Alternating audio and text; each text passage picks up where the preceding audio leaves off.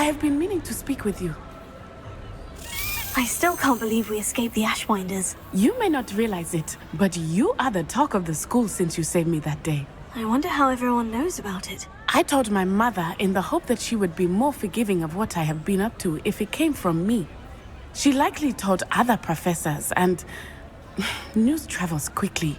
Unfortunately, she might, in fact, have been even less forgiving than I'd hoped. If she knew more about what you've done, I suspect she'd be proud. If she knew any more about what I've done, she would never let me out of her sight again. I'm sorry. Has Officer Singer done anything with the evidence we provided? She has not. Harlow is as strong as ever. Someone needs to stop him, whether it is us or Officer Singer. If someone had stopped the monsters like him in Matabeleland, my father would be alive today. What exactly happened to your father? It was a beautiful day. My mother had gone to tend to a neighbor who was ill, and so my father and I were galloping in the savannah. Galloping? Your father was also an animagus, I take it? He could become the most majestic giraffe, and he would carry me on his back, my arms around his neck. We were on our way home when we surprised a group of bandits who had come from our village.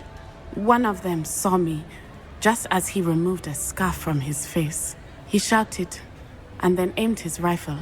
He didn't want you to identify him. Exactly. In an instant, my father bowed his neck to protect me and was hit. As he fell, my father changed back into his human form. When the bandits saw this, they turned and ran in fear.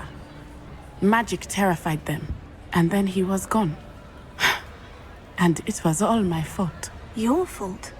How so? He died protecting me.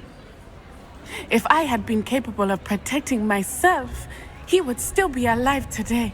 My mother and I tried to go on without him, but it became too much for us there. A few years later, we left to come to Scotland. Do you think taking down the Ashwinders will avenge your father's death? No. Vengeance is not what drives me. My father would not want that. He and my mother raised me to believe that it is a privilege to be able to fight for those who cannot. I know there is risk involved, but I feel it is worth it.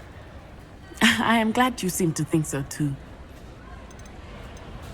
What does your mother think about all of this? Well, as you saw, she worries a great deal. She is an excellent seer, but I think it bothers her to this day that she did not see my father's death coming. She misses him, as do I. So I believe on some level she understands my need to seek justice in a small way.